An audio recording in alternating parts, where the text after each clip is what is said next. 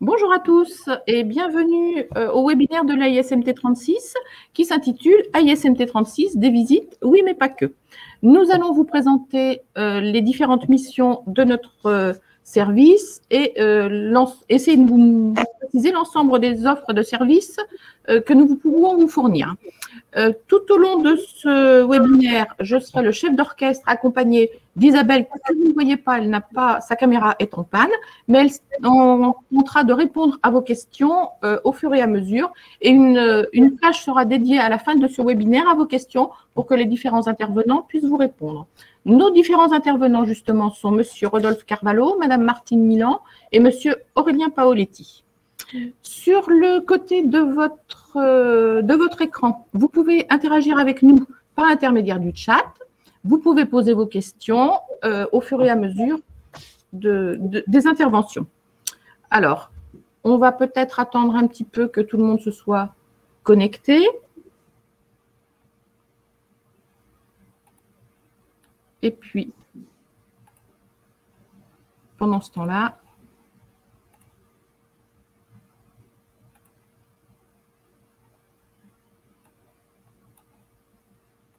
est-ce que c'est bon?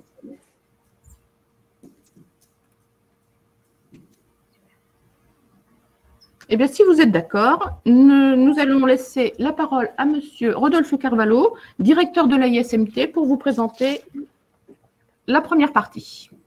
Merci Marilyn. Bonjour à toutes et à toutes.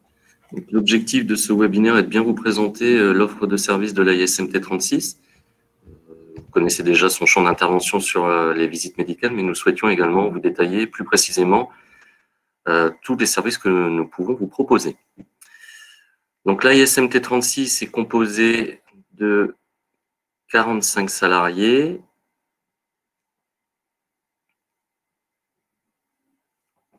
Alors, je ne vois pas le diaporama.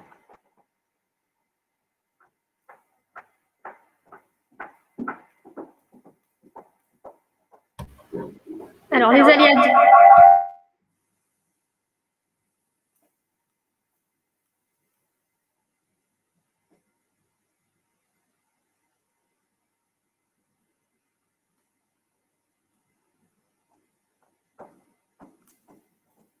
Voilà, donc l'AISMT est composé de 45 collaborateurs au sein de notre service. Nous avons plusieurs centres situés sur l'ensemble du département de l'Indre, avec un centre principal basé à Châteauroux.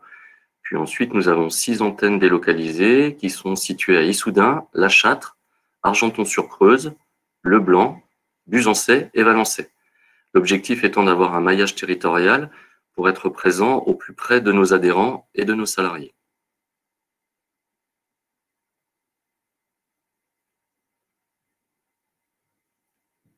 La slide suivante, Marilyn, s'il vous plaît.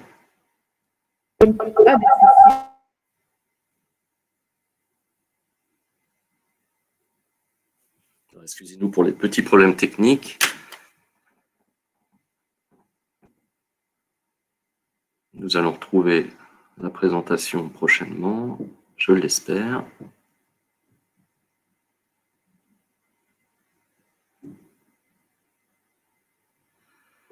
Voilà, comme je vous l'ai dit, 45 salariés. On va vous détailler un peu plus en détail la façon dont est composé ces 45 salariés au niveau des services. Donc, notre mission principale est de prévenir toute altération de la santé des travailleurs du fait de leur travail.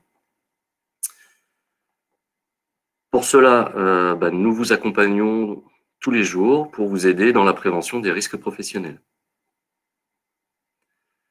Nos domaines de compétences en tant que service interprofessionnel, nous intervenons sur différents secteurs d'activité, à savoir l'industrie, le commerce, l'artisanat, les services, les associations, le médico-social et l'intérim.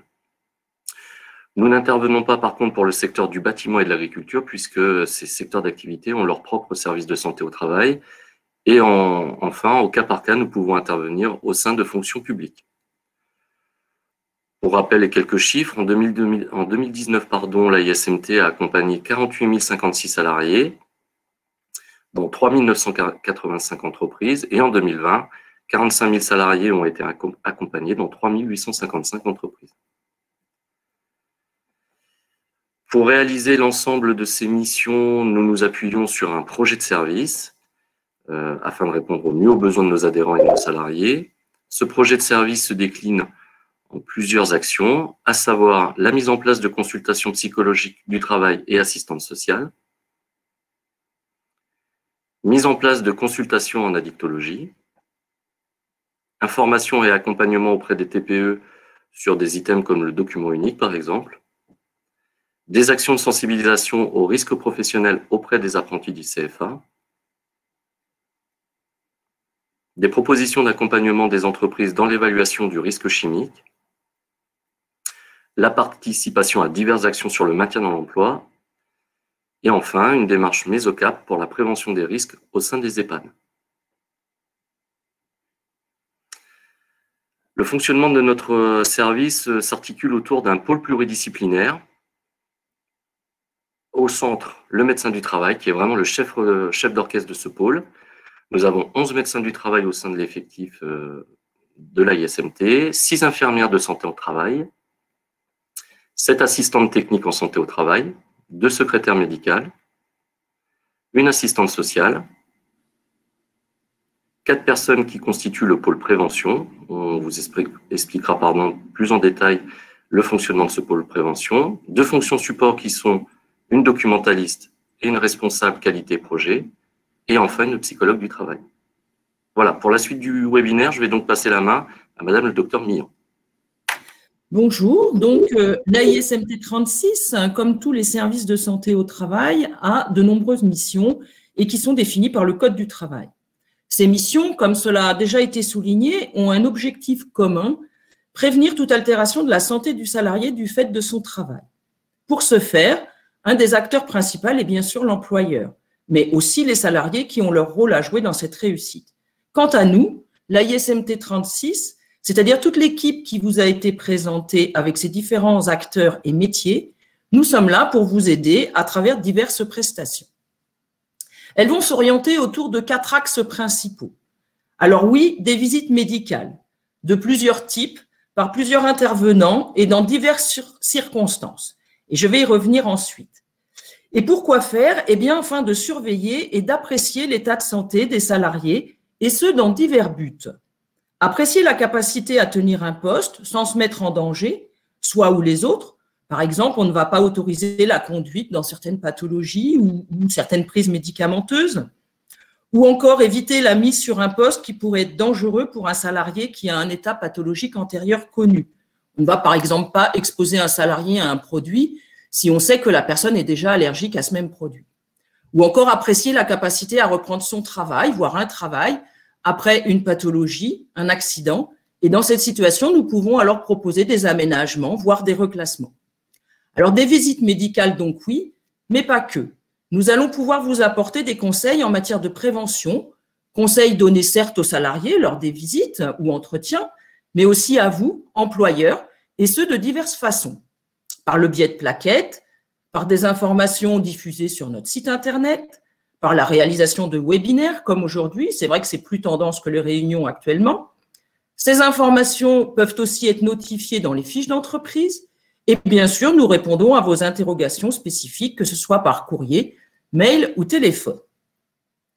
Nous assurons également une traçabilité, une veille sanitaire grâce au suivi des risques et des expositions, et ce, notamment par l'intermédiaire du dossier médical et des fiches d'entreprise. Nous participons à des actions de prévention en entreprise, comme des études de poste, des fiches d'entreprise, diverses mesures physiques ou chimiques, et ces activités vous seront détaillées dans la suite de l'exposé. Alors, on peut schématiquement séparer notre service en 2 pôles, un dit pôle médical et un dit pôle prévention. Mais bien sûr, il y a de nombreux liens et interactions entre les deux. Pour ce qui me concerne, je vais vous présenter plus particulièrement les activités du pôle médical. Ce pôle médical va donc, comme son nom l'indique, s'occuper plus particulièrement du suivi médical de vos salariés.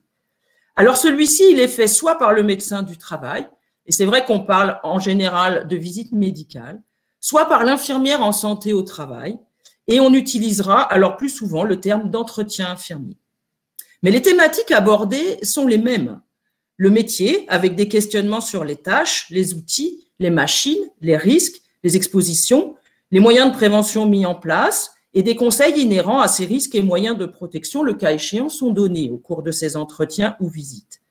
Et puis, il y a un volet plus médical par l'interrogatoire sur les antécédents personnels, familiaux, les traitements en cours, les allergies éventuelles, les maladies, les handicaps, les ressentis, les symptômes. Des examens complémentaires sont réalisés aussi pendant ces visites, des tests de vision. Alors, ils seront plus ou moins approfondis en fonction des postes. Les conducteurs auront des tests un peu plus complets, des tests d'audition, des tests respiratoires. C'est vrai qu'on fait peu de FR actuellement avec la Covid, des bandelettes urinaires de dépistage, et je rappelle notre exigence pour les chauffeurs par rapport au diabète, par exemple. Et d'autres examens peuvent être prescrits en fonction des risques, en fonction des pathologies, pour apprécier les expositions ou encore pour être certain de l'aptitude à tel ou tel poste. Il peut s'agir de prélèvements sanguins, il peut s'agir de radiographie, de scanner, il peut s'agir de consultations spécialisées. L'examen clinique est fait, c'est vrai, uniquement par le médecin. L'infirmière va prendre également des constantes, la tension, le poids, etc. Certaines visites vont pouvoir déboucher sur des propositions de consultation autres qui sont aujourd'hui possibles au sein de la ISMT 36. Il peut y avoir des entretiens avec un médecin psychologue au sein de notre service. Il peut y avoir des entretiens avec une assistante sociale et depuis peu des entretiens avec une infirmière en addictologie.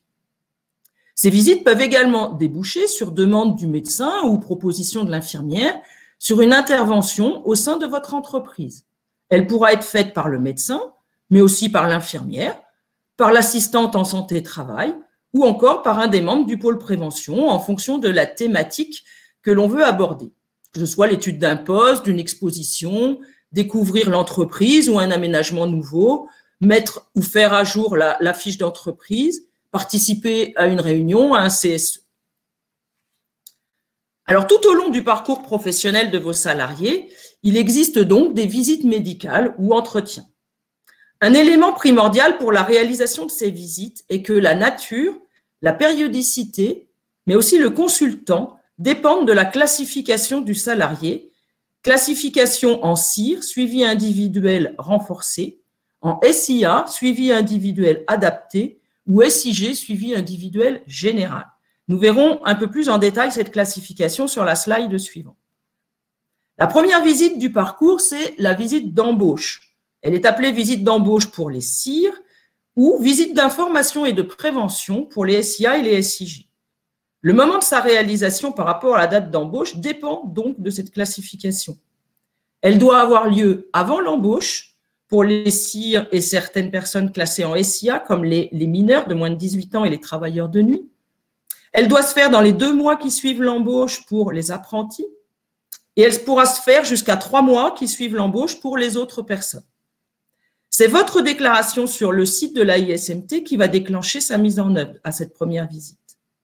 Et puis, après l'embauche, quand le contrat se pérennise, les visites périodiques viennent et pour celles-ci également, le rythme va dépendre de la classification.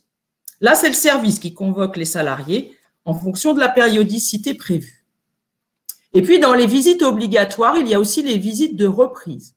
Obligatoires donc pour tout arrêt ou pour maladie ou accident de plus de 30 jours. Elles sont réalisées par le médecin du travail. Il est important de souligner que cette visite obligatoire ne peut se faire qu'à la demande de l'employeur. Elle ne peut être réalisée que lorsque le salarié n'est plus en arrêt de travail et elle doit être faite dans les 8 jours qui suivent la reprise.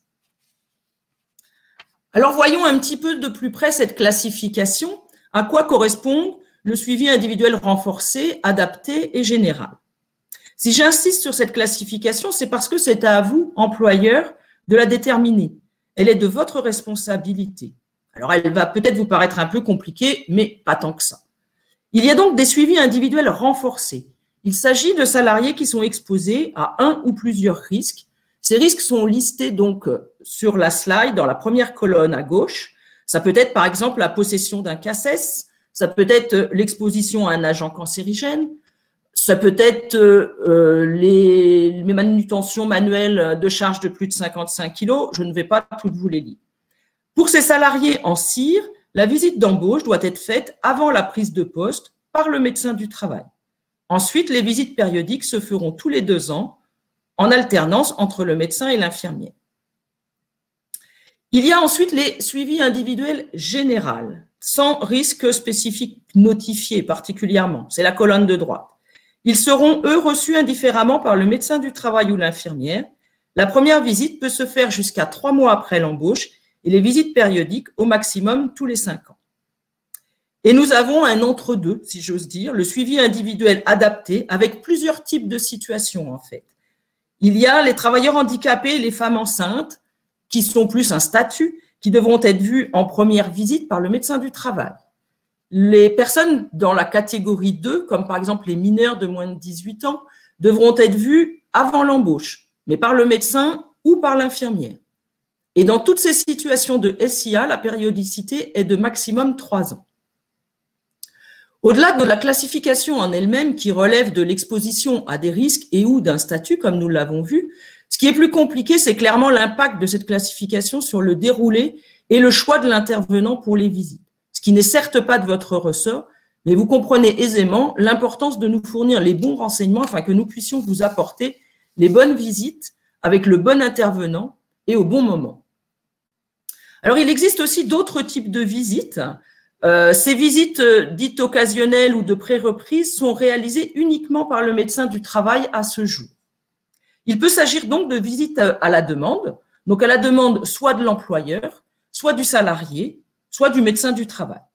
En tant qu'employeur, lorsque vous nous demandez une visite pour un de vos salariés, il est très important que vous motiviez cette demande de façon à ce que nous comprenions bien la situation.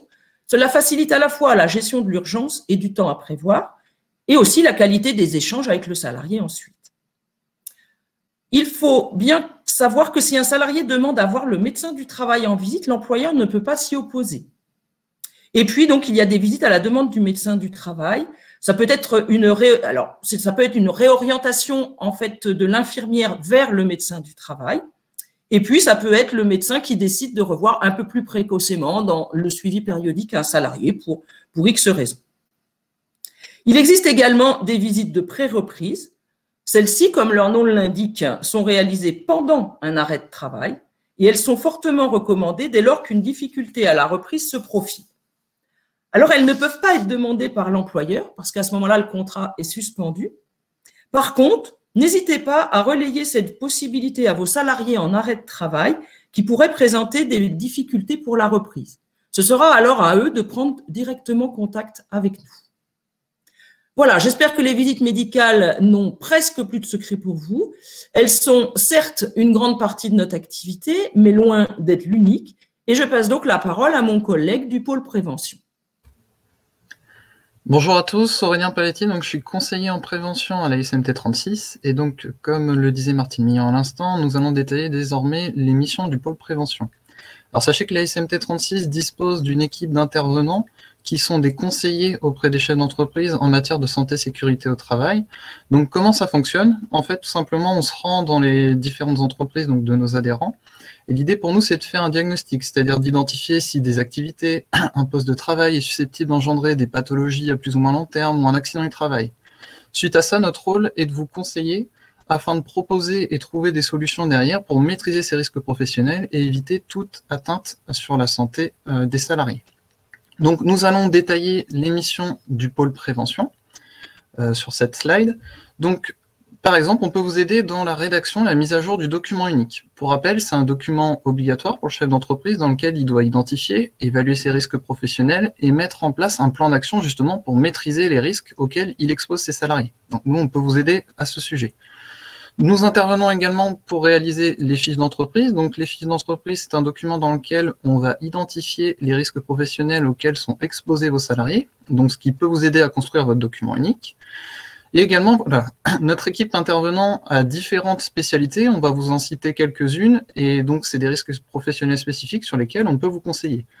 Donc, par exemple, ça peut être sur les risques liés à la charge physique de travail, c'est-à-dire le port de charges lourdes, les gestes cadencés et répétés, les gestes et postures contraignantes. On peut également vous apporter un conseil en matière de prévention des risques psychosociaux, pour tout ce qui est lié aux risques dits aux agents physiques, donc par exemple l'exposition au bruit, les vibrations mécaniques pour les conducteurs d'engins, Pour la prévention des risques dits biologiques, donc l'exemple typique, c'est la Covid-19. On a pas mal conseillé donc, nos adhérents afin de limiter les risques de transmission de la Covid-19 en entreprise. On peut vous aider également à l'évaluation du risque chimique, c'est-à-dire à identifier les produits les plus dangereux dans votre entreprise afin d'éviter d'éventuelles altérations à plus ou moins long terme des salariés qui s'y exposeraient. Et également, donc pour terminer et pour préciser un peu plus sur les risques professionnels, on a une équipe d'ergonomes qui prodigue des études et conseils au poste de travail, donc pour éviter tout ce qui est troubles musculo-squelettiques, que ce soit un poste de travail classique ou par exemple un poste de travail sur écran. Alors, pour continuer, voilà, comment réalise-t-on nos diagnostics? On s'appuie notamment sur des appareils de mesure qu'on utilise un petit peu pour certains diagnostics, pas systématiquement. Donc, par exemple, on peut être amené à réaliser de la cardiofréquencemétrie pour mesurer l'intensité d'un effort. On peut mesurer les polluants atmosphériques à un poste de travail. Donc, par exemple, ça peut être un salarié exposé aux poussières de bois qui sont cancérogènes. On va mesurer la concentration qu'il va inhaler au cours de la journée pour voir justement s'il y a un risque à plus ou moins long terme pour sa santé. On peut également mesurer l'exposition au bruit, aux vibrations. Donc, ça permet donc, pour nous, c'est des outils qui nous aident à faire notre diagnostic, savoir s'il y a un risque ou pas d'atteinte à la santé et voir s'il faut y remédier. Ensuite, pour les autres missions, on peut vous aider à sensibiliser également aux risques professionnels vos salariés, donc par le biais, par exemple, de campagnes d'information, de sensibilisation. Donc, le but, c'est de faire prendre conscience à vos salariés des risques auxquels ils s'exposent, afin que ceux-ci adoptent un comportement de santé. On vous accompagne également dans la mise en place d'actions de prévention. Donc, on est là pour le diagnostic, identifier les risques, mais également pour trouver des solutions et vous accompagner pour maîtriser ces risques. On a également un rôle d'information sur toutes les obligations légales en matière de santé et sécurité au travail. Et pour terminer, on vous aide également dans le maintien dans l'emploi, c'est-à-dire qu'un salarié qui présenterait une pathologie de santé qui lui causerait des difficultés à poursuivre son activité à un poste de travail, on va vous accompagner à chercher des solutions pour le maintenir à son poste de travail le plus longtemps possible. Donc, afin que ce soit plus concret, mais d'abord un petit rappel, oui, toutes ces actions sont comprises en fait dans votre adhésion. Donc, elles n'entraînent de fait aucun surcoût, donc n'hésitez pas à solliciter votre médecin du travail qui reste le chef d'orchestre et qui va justement travailler en collaboration avec nous pour que nous intervenions dans vos entreprises. Et donc, j'y reviens. Pour que ce soit un peu plus concret, on va vous présenter 2 cas d'entreprises qui sont adhérentes chez nous. La première, une entreprise Carelec, donc qui est une entreprise à Châteauroux qui fait de l'électricité industrielle. Donc, quelle a été la problématique ici? L'entreprise a sollicité le médecin du travail pour une salariée qui avait une problématique de santé liée à son poste de travail sur écran. Donc, on a une intervenante qui s'est rendue dans l'entreprise pour rencontrer notamment le chef d'entreprise et la salariée. Donc, elle a réalisé l'étude du poste sur écran, c'est-à-dire qu'elle a identifié éventuellement les possibilités vis-à-vis de l'organisation du poste qui pouvaient conduire justement, par exemple, à des troubles musculo-squelettiques ou des fatigues visuelles qui sont caractéristiques du travail sur écran. Elle a également prodigué des conseils immédiats auprès de la salariée, par exemple, tout simplement, un écran qui serait mal ajusté, un siège qui serait également mal réglé peuvent conduire donc à des troubles musculo-squelettiques. Donc, elle a prodigué des conseils pour que la salariée organise et aménage un peu mieux son espace de travail. La SMT36 a également prêté du matériel, par exemple un roller nose, c'est le dispositif que vous voyez donc sur le clavier tout à droite, sur la petite photo. Donc, en fait, qui est dans le prolongement du corps et qui évite la sollicitation de l'épaule, notamment. Donc, le but, c'est de faire tester du matériel. On peut faire tester également des souris ergonomiques. Et il y a une demande de l'employeur également en parallèle, justement, de faire une sensibilisation au travail sur écran de l'ensemble de ses personnels. Donc, le but, c'est comme pour la salariée précédente, aménager au mieux ses postes de travail sur écran pour limiter les risques de troubles musculo-squelettiques, notamment. Donc, concernant la problématique précise de notre salarié, l'intervention de notre collègue a conduit aux améliorations suivantes. Il y a un casque téléphonique qui a été acheté pour la salariée. Alors, pourquoi un casque téléphonique? Tout simplement parce que lors de son étude, notre collègue a détecté que la salariée, justement, téléphonait avec un téléphone à combiner et faisait en parallèle de la saisie informatique. Donc, coincer le combiné entre notamment la tête et l'épaule, ce qui est plutôt contraignant. Donc, ça a apporté une amélioration. Il y a un siège ergonomique qui a également été mis en place et un roller nose, donc c'est le dispositif que là vous voyez en photo sur la gauche pour limiter justement les troubles au niveau des épaules notamment. Et sachez que suite à ces 2 études, l'entreprise a décidé de décliner la prévention au travail sur écran sur les autres agences donc du groupe. Donc on est passé là d'une situation individuelle à une situation de prévention collective primaire, c'est-à-dire qu'on essaie d'agir en amont avant qu'il y ait des troubles qui se manifestent chez les salariés de l'entreprise. Second cas, c'est le cas de l'entreprise Eurostyle System à Châteauroux. Donc, Marinine va vous diffuser une vidéo du témoignage. Donc, c'est une entreprise pour laquelle nous sommes intervenus concernant l'évaluation du risque lié au bruit. Donc, je vous laisse prendre part de la vidéo.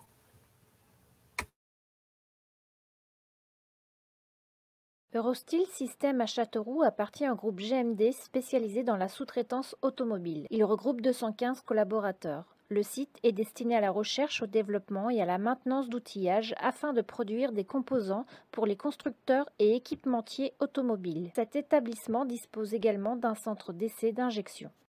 Quels sont pour votre entreprise les bénéfices à avoir des salariés en bonne santé et en sécurité ?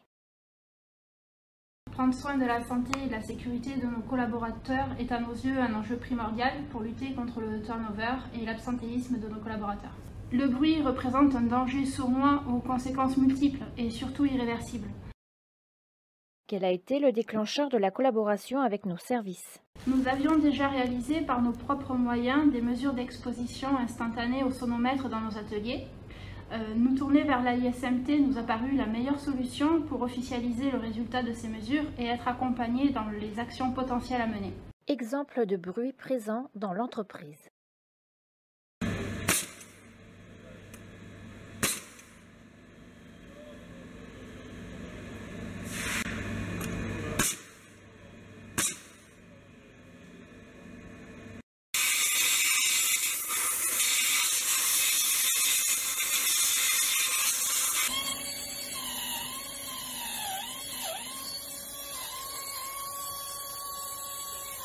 Quel a été le rôle de l'AISMT 36 ? Notre rôle a été d'accompagner l'entreprise dans sa volonté d'évaluer le risque lié au bruit. Comment ? En faisant tout simplement un diagnostic. Nous sommes allés sur site pour mesurer l'exposition au bruit des salariés au poste de travail afin de vérifier par rapport aux valeurs réglementaires s'il y avait oui ou non un risque pour l'audition.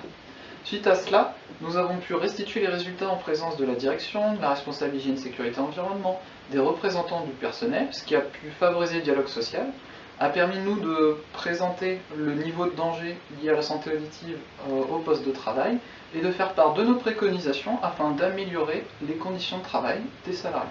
En quoi nos conseils vous ont aidé à construire votre plan d'action de prévention du bruit ? Les conseils en prévention délivrés par l'AISMT sont source de benchmark sur ce qui se pratique dans les autres entreprises. Grâce au conseil de M. Paoletti, nous avons établi notre plan d'action en optant d'abord pour des solutions techniques d'équipement plus silencieux, puis vers la dotation de protection auditive personnelle. Quelles actions avez-vous planifiées pour réduire, maîtriser le risque lié au bruit ? D'abord, nous avons créé notre propre cartographie du bruit dans nos ateliers.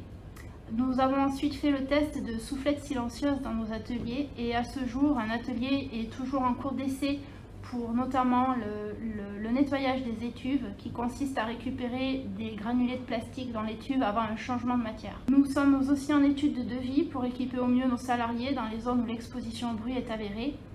Et enfin, nous avons planifié pour les prochains mois une sensibilisation contre les dangers du bruit pour l'ensemble de notre personnel en atelier.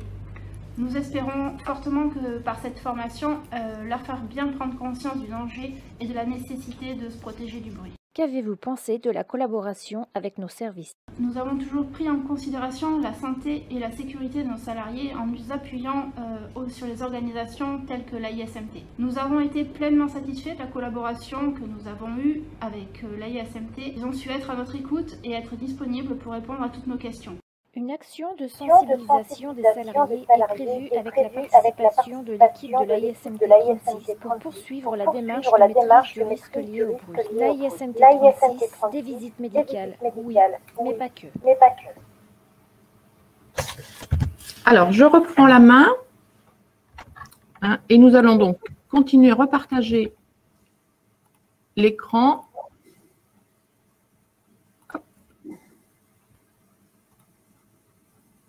Que c'est bon. Donc, je redonne la parole à M. Carvalho pour la fin de cette intervention. Merci Marilyn. Donc en fait, pour les futurs adhérents, le premier contact avec notre service pour bénéficier de l'ensemble de nos prestations sera le service adhésion. Donc soit sous forme de préinscription sur notre site internet ou bien par téléphone. À partir de là, nous vous adresserons une liste de documents à nous fournir et à réception de ces documents, C'est à partir de ce moment-là que votre entreprise sera attribuée à une équipe pluridisciplinaire et nous vous transmettrons également vos identifiants et vos mots de passe pour vous connecter sur votre plateforme adhérent que vous voyez ici en haut à gauche. Ce portail adhérent, il est intéressant pour vous pour simplifier votre suivi médical de vos salariés et faciliter vos démarches auprès de notre service, puisque vous pouvez à la fois déclarer un nouveau salarié ou déclarer un salarié sortant. Vous pouvez également renseigner les dangers professionnels auxquels s'exposent vos salariés afin que ceux-ci bénéficient d'un suivi médical approprié, comme a pu vous l'expliquer le docteur Milan. Et puis enfin, ça vous permet de visualiser les convocations en cours de vos salariés ou de les annuler, bien évidemment en suivant notre protocole interne. Voilà, l'ensemble des intervenants et moi-même tenions à vous remercier pour votre présence aujourd'hui. J'espère qu'au travers de ce webinaire, nous aurons pu vous démontrer que la ISMT 36 ne se résumait pas à des visites médicales simplement.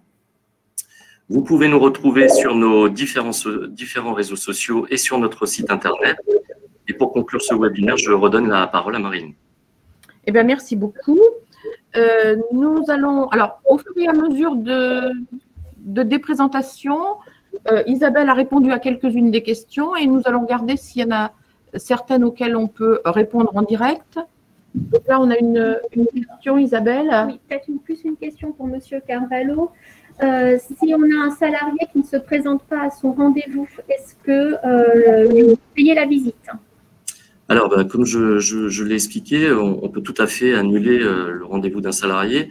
Par contre, il y a un délai de prévenance de 48 heures pour que nos services puissent se réorganiser en interne. Donc, si ce délai de prévenance est respecté, il n'y aura pas de facturation.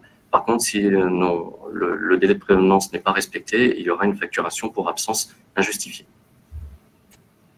Et après, on a une deuxième question, alors peut-être plus pour le docteur Milan. Ai-je le droit de bénéficier de l'intervention du pôle prévention plusieurs fois dans l'année? Et s'il y a plusieurs interventions, est-ce qu'il y aura un surcoût? Donc à la fois, c'est M. Carvalho et peut-être Martin pour nous apporter des précisions. Alors, oui, bien sûr, on peut bénéficier de plusieurs interventions du pôle prévention dans l'année en fonction des besoins qui sont mis en évidence dans l'entreprise. Par exemple, on peut tout à fait imaginer qu'il y ait nécessité d'une étude de poste pour le reclassement d'un salarié qui aurait des soucis de santé suite à une maladie, qu'un ergonome aille faire une étude de poste, et puis que par ailleurs, parce qu'il y a une exposition à un produit chimique, un des intervenants du pôle prévention aille aussi faire des mesures de ce produit chimique pour pouvoir donner des conseils par rapport à la prévention contre ce produit. Donc, ça peut tout à fait se faire plusieurs fois dans la même année ou sur plusieurs années. Et il n'y a effectivement pas de surcoût de facturation puisque toutes les prestations sont comprises.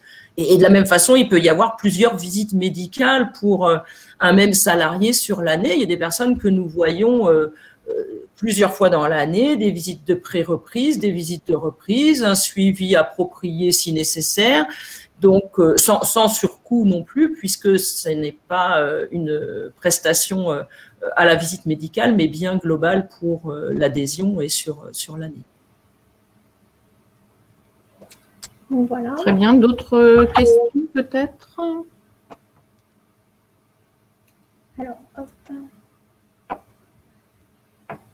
Donc, on a une question par rapport au portail adhérent, par rapport à une éventuelle évolution du portail adhérent.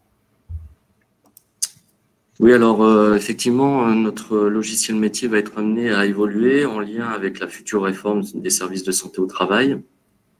Donc, dans les prochains mois, plutôt en début d'année prochaine, nous reviendrons vers vous, l'ensemble de nos adhérents, pour vous présenter notre nouveau logiciel métier qui est beaucoup plus intuitif et qui permet d'avoir une relation beaucoup plus directe avec nos services, que ce soit en termes de contact avec les professionnels de santé, mais également sur des questionnements d'adhésion et voire de rendez-vous.